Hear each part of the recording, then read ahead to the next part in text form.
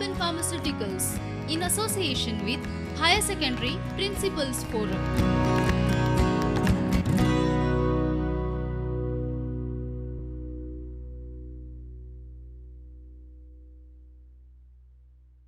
Hello students, welcome to the class of Business Studies.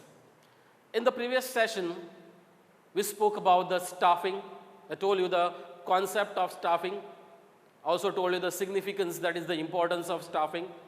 We also spoke on the staffing as a part of the human resource department, the process of doing the staffing, the different steps which are involved in the staffing process and the aspect of staffing. And if I am not wrong, I have started with the first aspect of staffing, that is the recruitment and the internal sources of recruitment. There are different sources of recruitment. The basic classification of the recruitment is the internal source and the external source.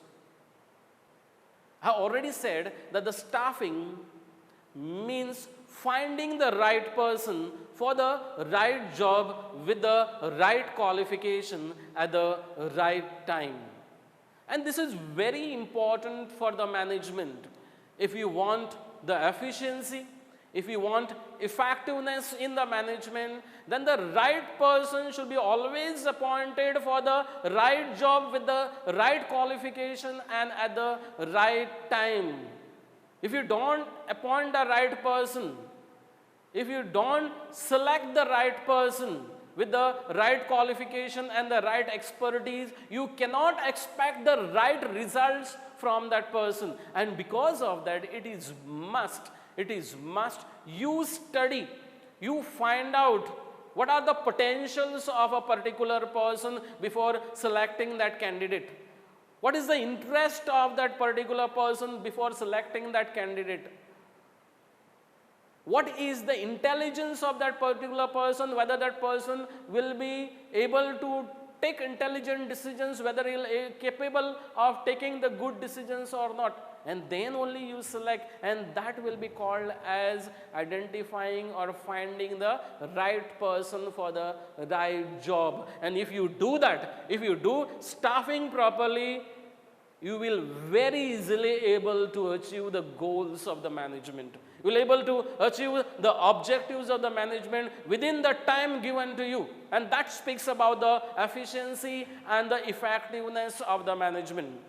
Today we will be talking about the second part of the recruitment, second sources of the recruitment, that is the external sources of recruitment.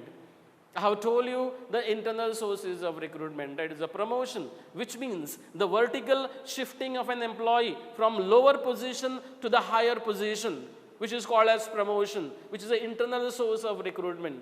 I have also told you horizontal shifting of an employee from one department to another department, or from one shift to another shift, or from one division to another division without change in the pay package of the employee, without change in the status, without change in the authority of the employee, which is called as transfer. And today we'll move on to the external sources of recruitment.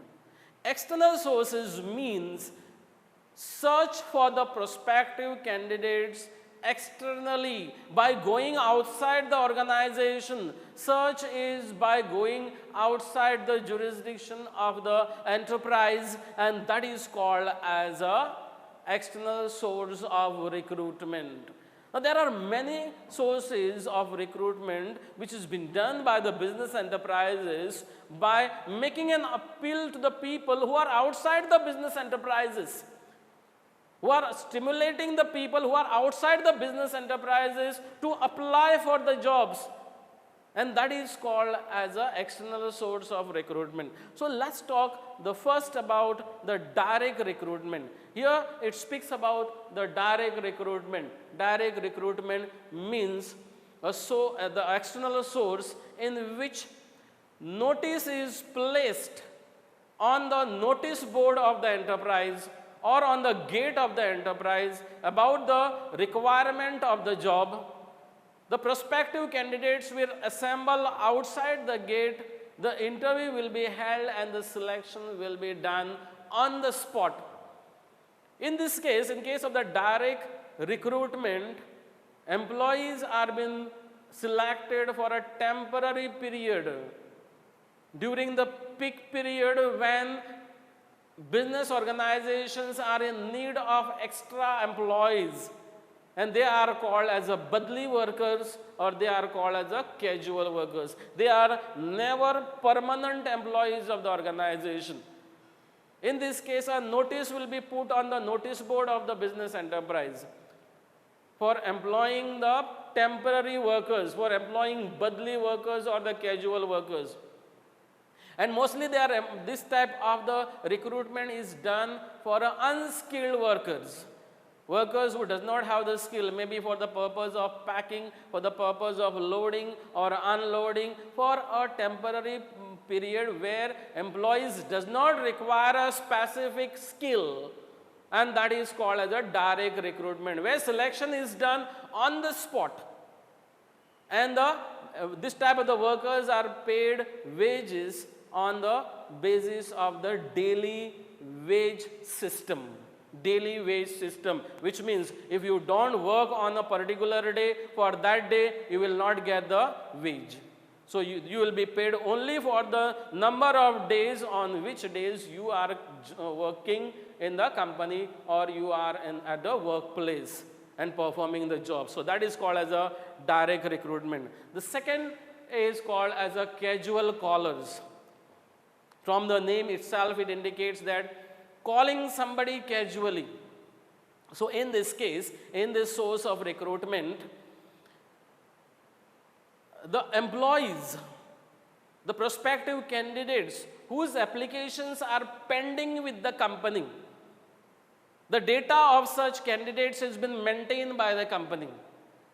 The employees, the potential candidates who are very efficient and who can be an asset to the organization, company find out about such type of the candidates from the market, mostly in case of the sales field, as a sales representative or the salesman who are very efficient in the sales, who can very easily convince the customers to increase the sales. So such type of the employees data is been maintained by the company. Or sometimes some applications which they have already received, the data of such pending applications is been maintained by the company, and whenever there is a vacancy, whenever there are the vacant positions in the organization, such prospective candidates are given call and they are called by the company to fill up the vacancies. So here employees does not apply for the jobs. Maybe they have applied it earlier, but now when there is a vacancy available,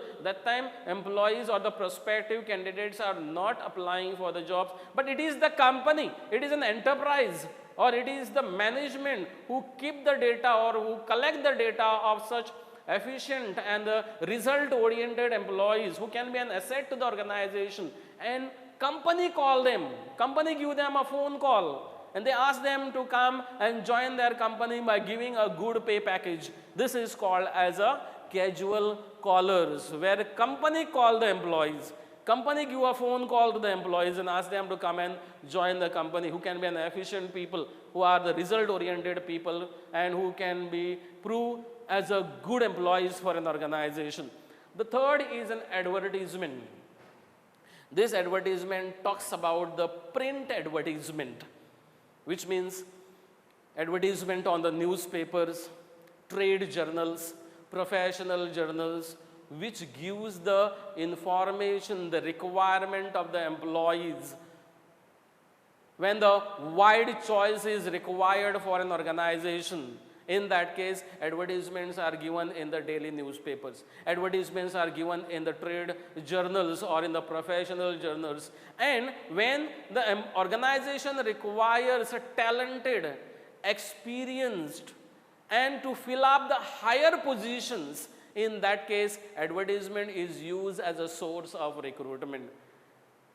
When company wants to fill up some higher positions, maybe the manager post or the senior manager post or the officer's post, in that case, advertisements are given in the print media, through which people will apply for the jobs, proper scrutiny of the applications will be done, and after the proper interviews, the candidates will be selected. So this is called as an advertisement. Then there comes the employment exchange. Employment exchange is a government agency. Like we have a Goa Government Employment Exchange, which is owned, controlled and managed by the government.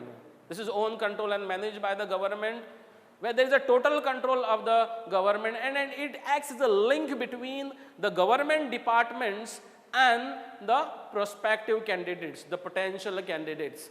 So whenever there is a vacancy available in the government department, it is compulsory, or it has to be compulsorily make the notifications of the vacancies from the government departments as per the law. No government department can select any of the candidates without making the notifications of the government vacancies. So every person, whoever wants to get employed in the government department, has to be registered with the Government Employment Exchange. So this is another recruitment agency which helps to link between potential candidates and the government departments, another source of recruitment. Then comes the campus recruitment. Campus recruitment is another most popular source of external recruitment.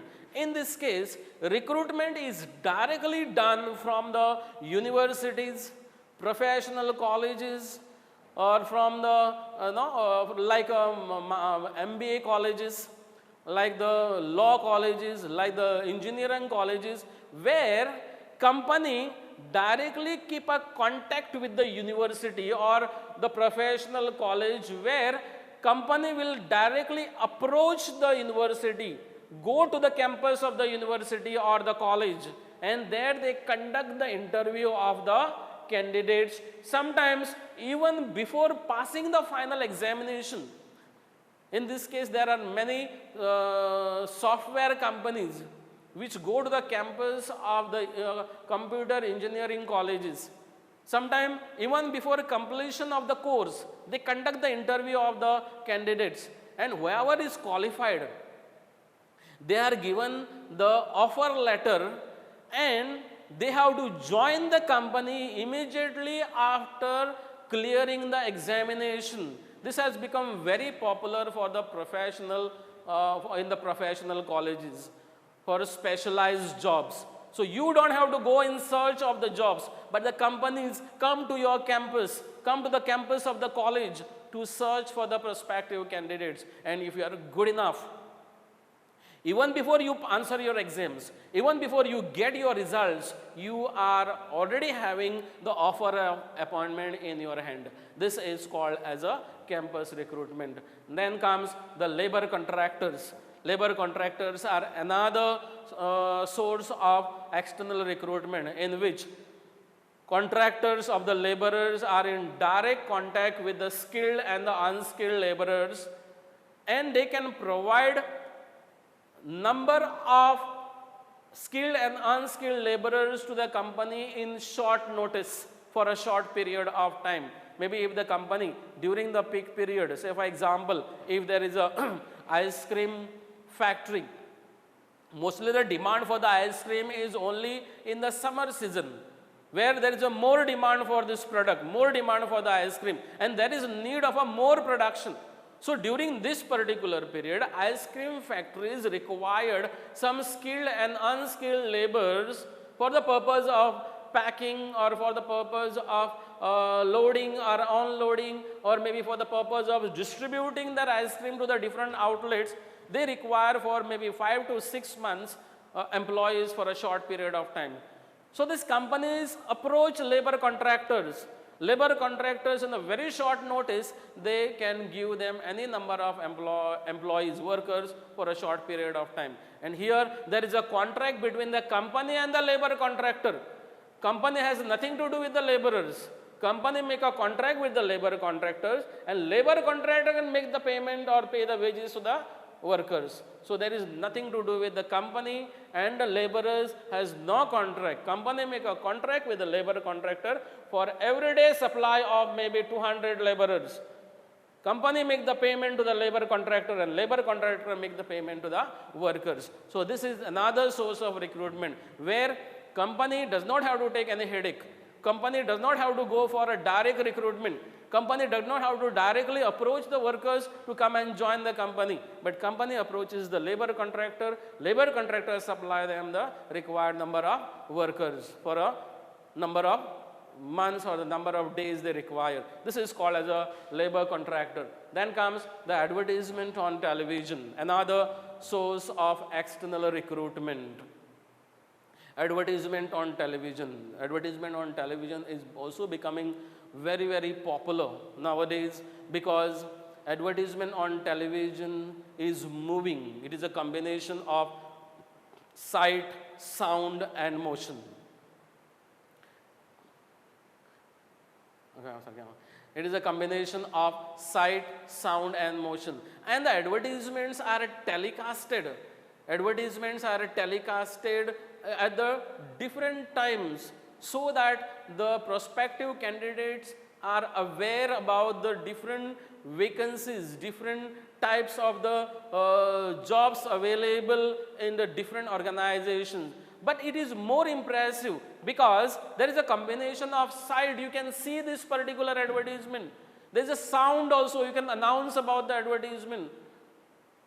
And there is also motion, moving. Sometimes it is moving. Advertisements are made on motion. So it becomes more impressive, more appealing to the prospective candidates, and at the same time it can reach to the masses in a very short period of time. So this is another external source of recruitment which has been used for recruiting, searching the qualified and the required potential candidates. Next comes is a web publishing, another source which is most popular nowadays, which has been used by most of the companies nowadays, is internet.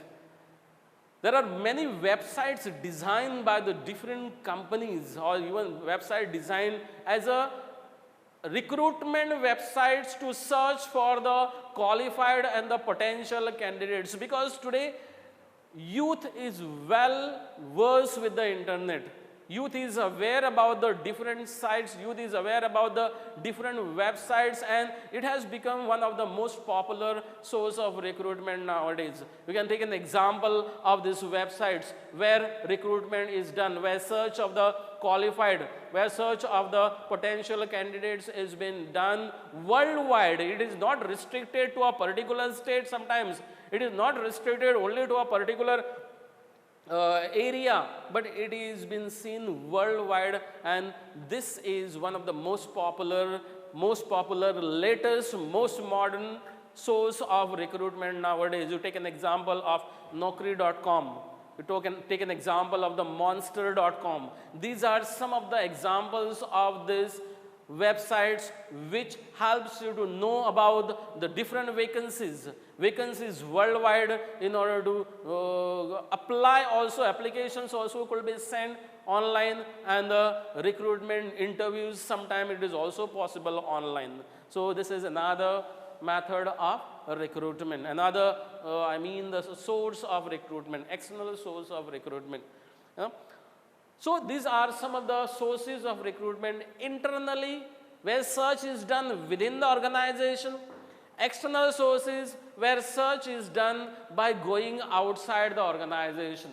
Search is done by going outside the organization. Now let's move on to the second.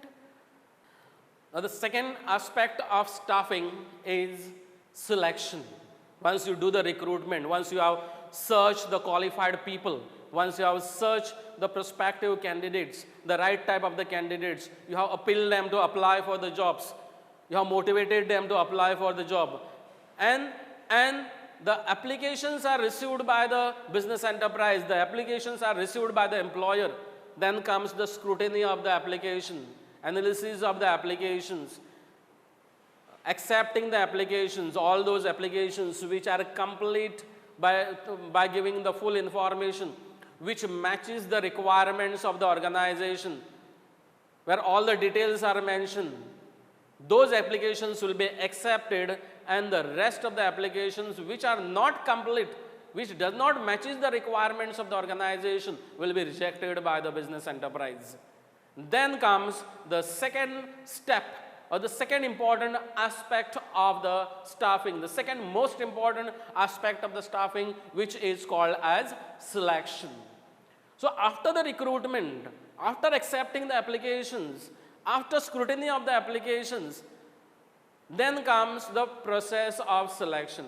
Now the selection means identifying and choosing the best candidate out of the number of prospective candidates available with you. Now, as I said earlier, you might have 2 vacancies available with you. You might get 100 applications. Now, after the scrutiny, you have accepted maybe 30 applications. Posts are only 2. Vacancies are only 2.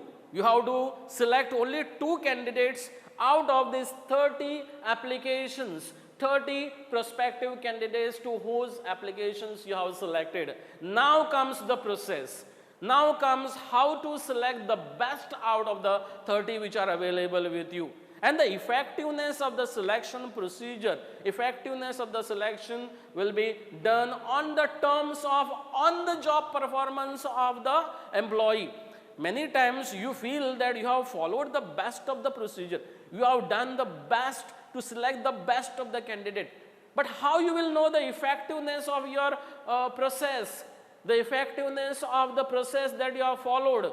Only when the employee will join the company and employee will start working, then only you will come to know whether your decision is right or your decision is not right.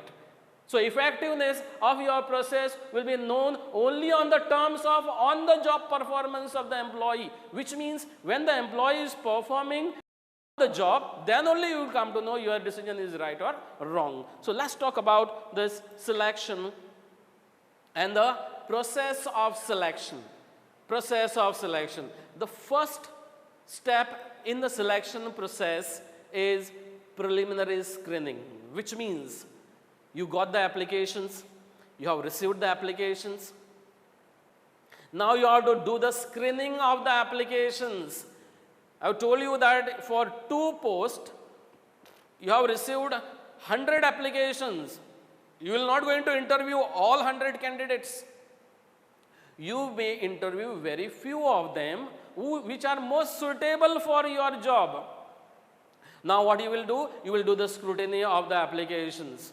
You will accept those applications which are correct, which are complete, and which are matching to your requirements. And you will reject all those applications which are not matching to your requirements. Maybe out of the 100, what you require, what you accepted is only 30, and 70 out of 100 you have rejected. Now the process starts.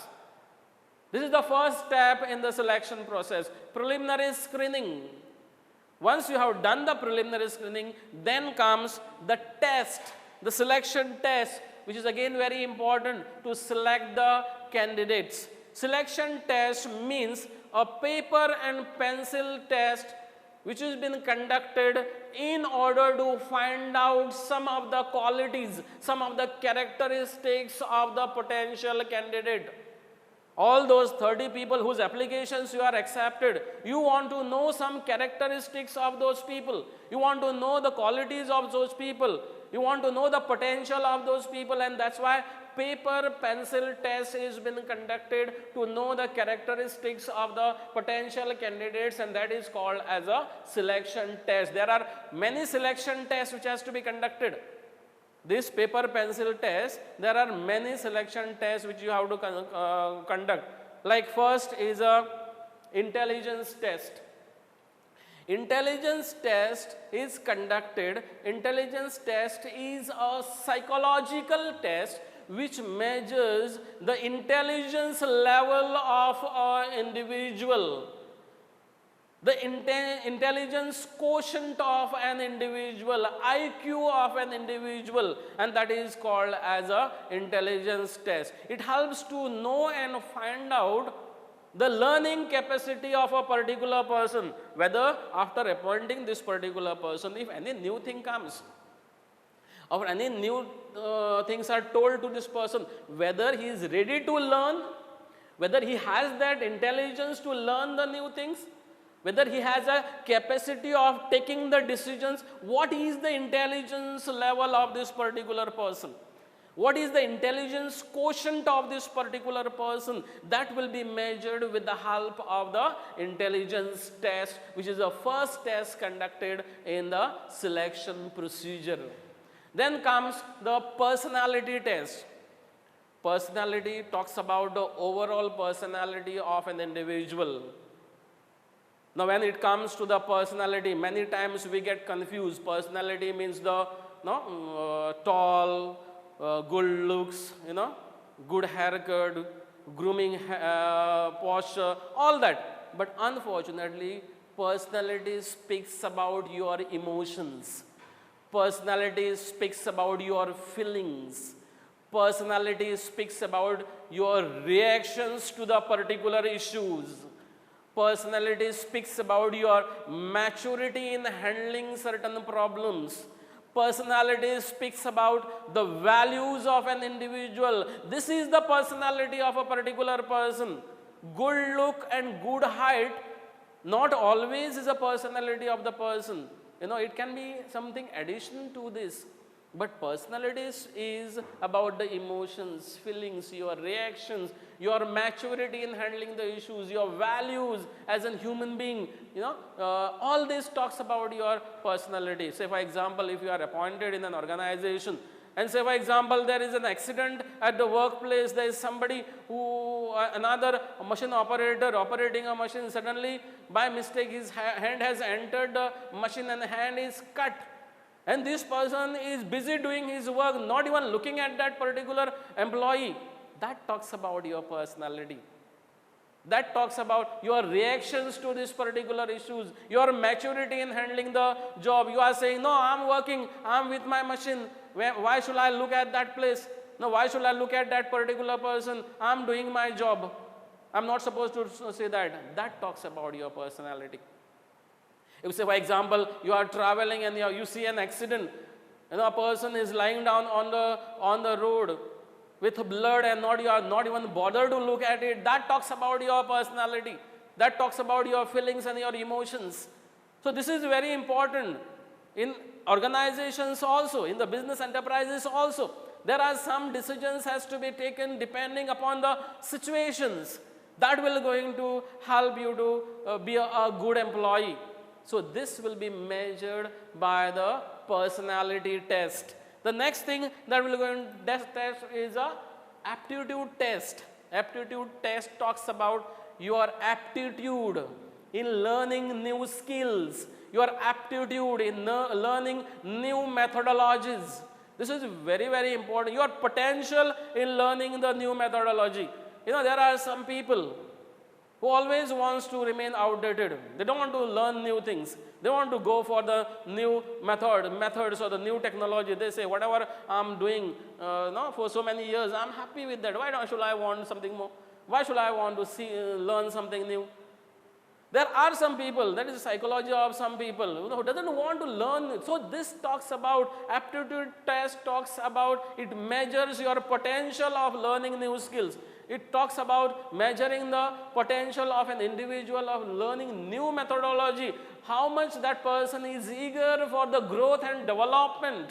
This is very important. There are some people does not want to take risk in their life, does not want to learn anything new, does not want to know anything new. They are happy with the old outdated things. These people never grow, these people never develop in their life. So that's why it is necessary to measure the potential of such people. It is necessary to know the aptitude of such people. Whether this person is ready to learn, this person is ready to know new things, this person is ready to handle new methodologies or not. This is very, very important for a business enterprise if there should be growth of the enterprise and also of an employee. If there should be a development of the enterprise and also of an employee. And that's why this type of the test should be conducted before employing a particular person. Next talks about the trade test. Trade test talks about the existing skills of an employee. The knowledge of an employee, whether the technical knowledge, whether the theoretical knowledge, how much of knowledge a particular person has about a particular profession or a particular job. If you are appointing somebody as a salesman, you have to find out about that particular person, how much of knowledge you have about the sales, how much of knowledge you have about the competition in the market, how to approach the people.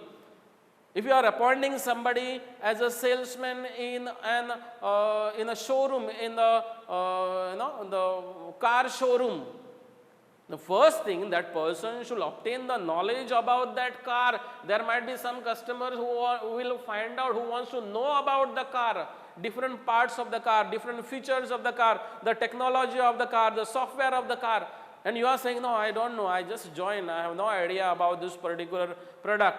Then you are not fit to be in that particular post. So because of that, company should find out how much of knowledge this person has about this particular job, about this particular trade, whether he has found out, whether he has learned, whether he has the knowledge of the technology or not. And then you should decide whether you should go for this particular candidate or not. The next thing comes is an interest test, very much important. Interest of doing that particular job, fascination of that particular job than the other jobs. Your involvement in doing that particular job, your interest in doing that particular job is again very important in an organization. If say for example you are employed as a music teacher and you are not at all interested, you don't have any interest, then what is going to happen? You will never teach any music to anybody. Your interest is something else. You are forced to be the music teacher and you are just doing it. Because there should be fascination of that particular job. You should be happy doing that particular, you should have an interest of doing that particular job. There should be your involvement in a particular job. Say for example, a boy who likes to play football. If you ask that boy to play football or to go for a football match, that person will be ready, or that ball will be ready even at the midnight to go and play football on the football ground. But if you ask that boy to go and get something from the market, which he does not like to do, which is not his interest, he will not even try to do that for 5 minutes. That speaks about the interest. That speaks about the fascination of the person.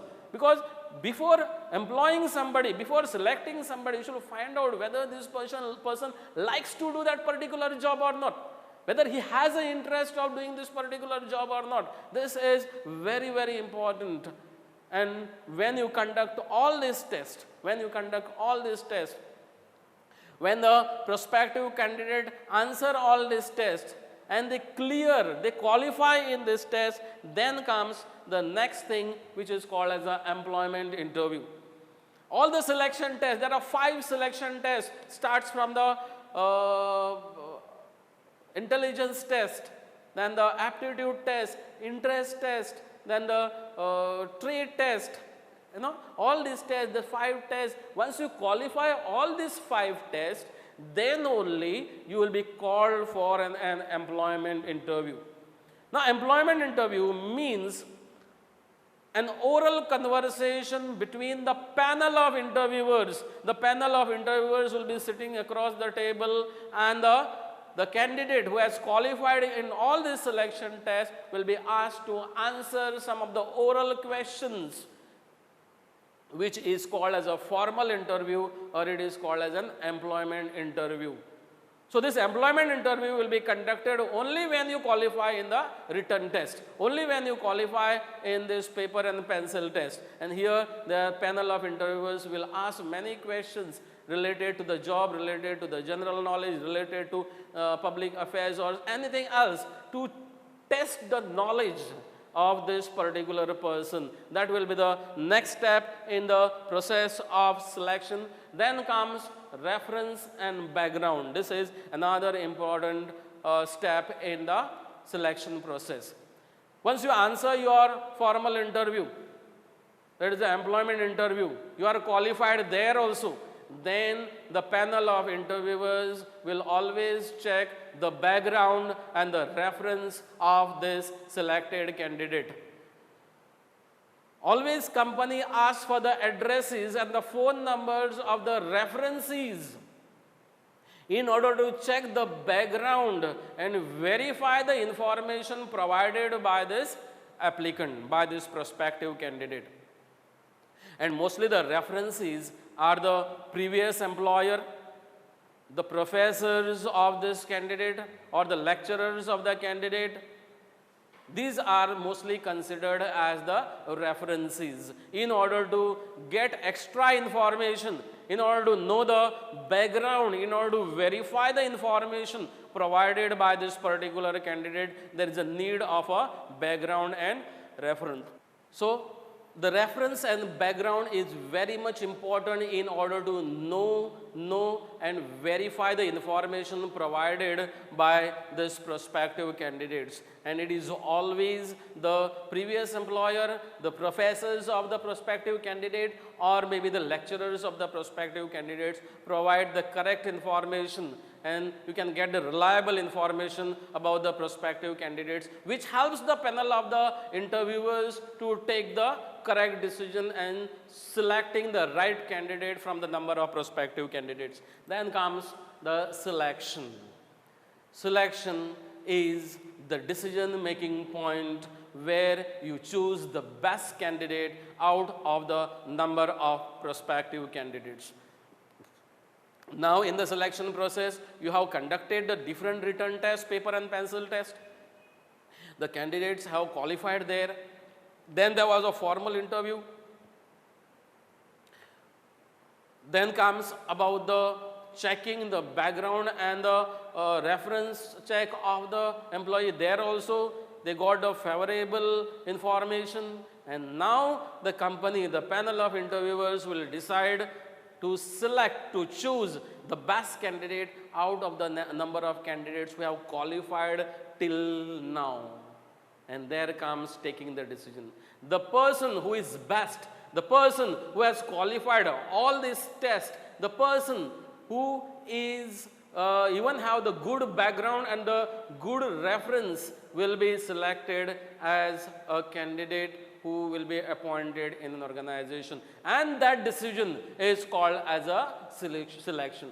That point of taking the decision of selecting one from the number of candidates available with you is called as selection. After the selection, now the panel of interviewers have decided to select maybe 2 out of 30 to be the employees of the organization.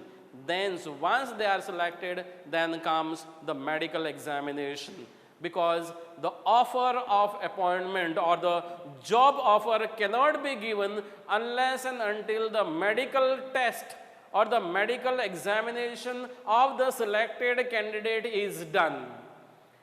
It has to be proved that this particular candidate who has been selected is mentally and physically fit for this particular job. This is again very, very important. You might have all the qualities with you, but you are not physically fit. If you are working as a machine operator and you are a handicapped person, and the doctor says that this particular person will not able to do this particular job because there are many times you have to lift some heavy tools or heavy things, and this person will not able to do. And the medical examiner or the doctor who is from the panel of the company, he says, he gives a certificate saying that he is unfit to do this particular job, then the panel of interviewers will have to change their decision and select another person who is most fit for this particular job. So it is necessary that the selected candidate should be mentally and physically fit for this particular job, and then only you will get a job offer. This job offer means an offer given by the company to the prospective candidate, to an employee who has been selected, and which should be accepted by the employee, that prospective candidate Offer is given like we are happy with you and we are ready to appoint you as an employee of this particular company, as an accountant or as a machine operator or as an automobile engineer. Offer is given which has to be accepted by the employee. If the employee does not accept it, then this job offer is null and void. It does not have any sense. So it has to be accepted by the employee. If the employee accepts this job offer, then next comes is a contract of employment. Next comes is a contract of employment. Contract of employment is been signed by the employer, by the company and the employee, wherein you have to mention the contents of the job, you have to mention the date of commencement of the job, you have to mention the number of leaves, you have to mention the allowances, you have to mention the terms and conditions for termination of the job, and all that has to be mentioned in this contract, and both the parties, that is the employer, the head of the company and the employee, has to sign this contract, which is called as a contract of appointment. Only after signing the contract of appointment, which happens after accepting of the job offer by the candidate, then this particular person becomes the actual employee of an organization. So once the contract of employment has been signed, then comes the third. The employee becomes the employee. The employee is the permanent employee, or maybe appointed on the probation, and he can be then he is declared as a selected employee of that organization. Then, so once that happens, employee is appointed, employee is selected, the contract of employment is signed. Now comes the training and development. Now you require training to this particular person. Directly this person cannot go and start working. He should be trained, he should be equipped with the required skills required to perform this particular job. If he has been appointed as a machinist, then he requires training before joining the job. He required to be given some information, some knowledge before joining this particular job. That's why training is required before joining the job, and sometimes also in-service trainings are required from time to time in order to update the knowledge, in order to make the employee aware about the latest and the new things which is coming into the market, and also the development courses, development programs like refresher courses, seminars, workshops. This also is required to update the employee with the latest, new and the modern things which are coming into the market. Now when we are talking about the training and development, which is the third important aspect of staffing, why training and development? Employee is selected after going through a long procedure. Now why you need to train this employee? Why you need to have these development programs throughout the lifetime of this person? There is the significance for this. It is important. It has been proved that training and development programs are must for an employee. When an employee is there, filled in an organization, this type of the courses are must for an employee to rise higher, to update and to improve the productivity and the efficiency of an employer. So we will now talk about the importance, significance of the training and development. Importance or the significance of the training and development. First talks about the better performance. It talks about the better performance. If we talk about the trained and the untrained employee, an employee who is given the training, an employee who is not given the training, we can compare both these employees. A trained employee will always perform better than that of the untrained employee, because this trained employee has been trained for everything.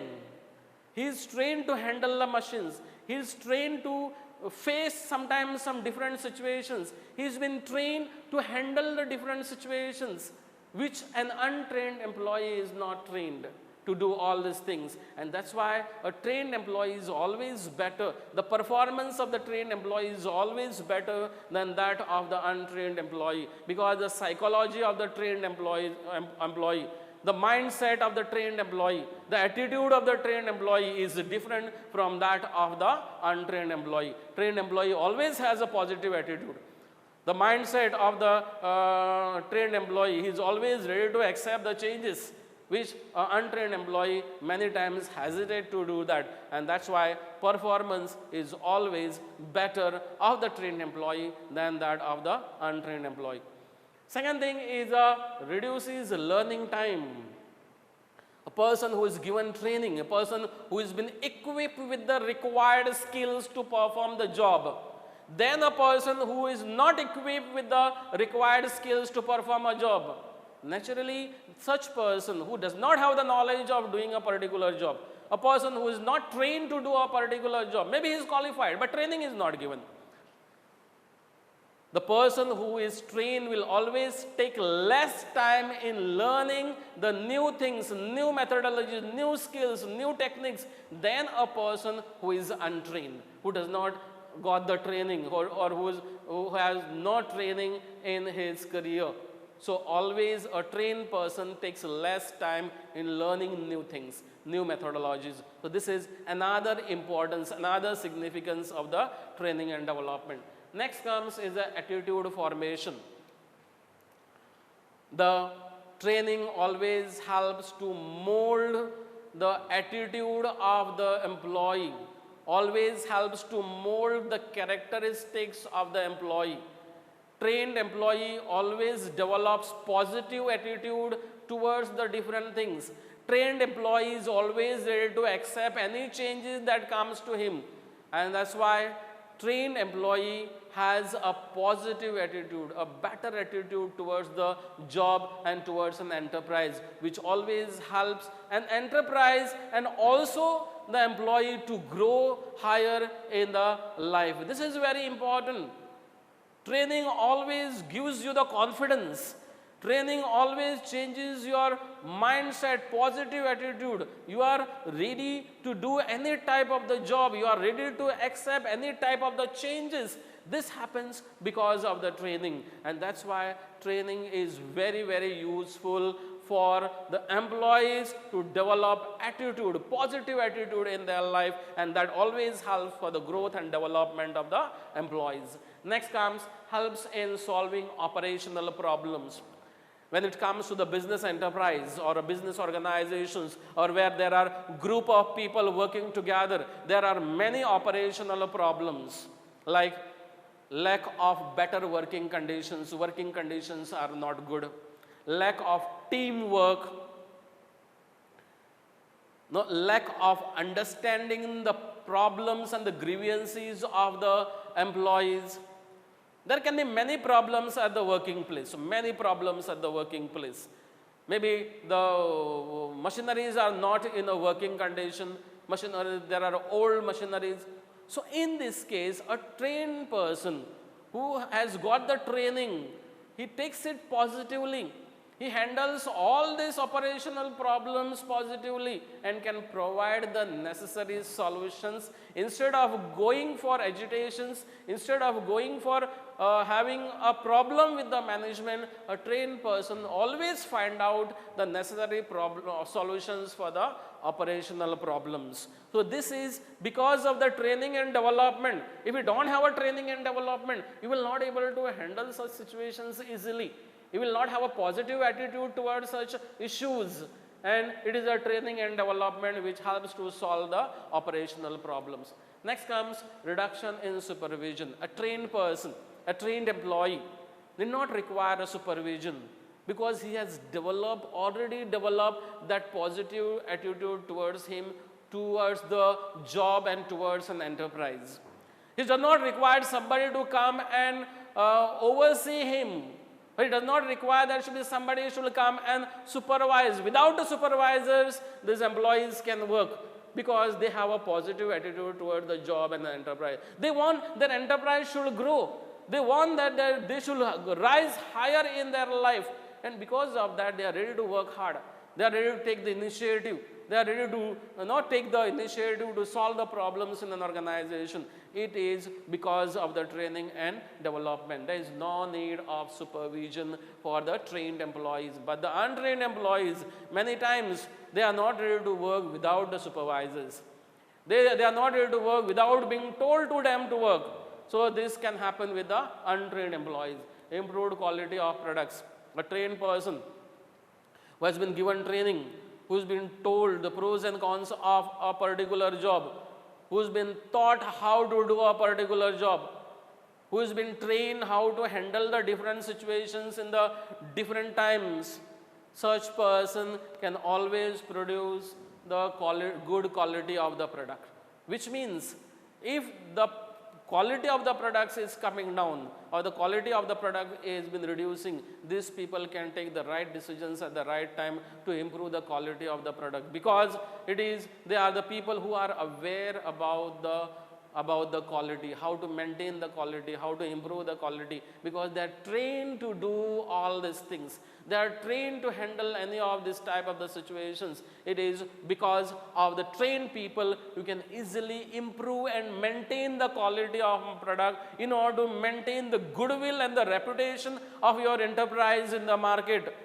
This is another importance of the training and development. Finally, ensuring working satisfaction. Another important thing that has been seen in the trained employees is job satisfaction, working satisfaction, because a trained person is always satisfied doing a particular job because he's trained for it. He's trained for improving the efficiency. He's trained, and because he has taken the training, he likes doing that particular job. He's satisfied doing that particular job. And training and development provides the job satisfaction. Because if you are not satisfied with a particular job, you don't try to put in your heart and soul. You don't try to do that work with happiness. But when you like to do a particular job, when you get a training for a particular job, you have heard many development courses, and you have developed that liking for your job, that helps always for a job satisfaction. So the training and development is very, very important in an organization. Training and development helps to improve the productivity, helps to improve the efficiency of the organization. And it is because of the staffing you can get the best of the results in the organization. The product, the output is the best because of the staffing and because of three important aspects of staffing, that is recruitment, selection, and training and development. So I have completed this chapter of staffing right from the beginning till now. I have done this chapter with 2 sessions. We have done in this session, we spoke about the external sources of the recruitment. I told you about the selection, the process of selection, and in the process of selection, the different tests that need to be conducted in order to measure the different characteristics of the prospective candidates. And before a candidate is been selected for a particular job, what different tests are required for a particular candidate, and in order to select the best of the candidate. And the most important is training before an employee is joining a job, which could be called as a in-job training, and also off-job training, and also the development courses, which are very important for an employee to keep updated, for an employee to keep knowledgeable, for an employee to keep informative, and to learn new and more things, to be updated and to remain in the competition. So I have completed this chapter of staffing. Thank you for listening to my sessions of staffing, and enjoy studying. Thank you. Prudent Scholars, powered by Lupin Pharmaceuticals.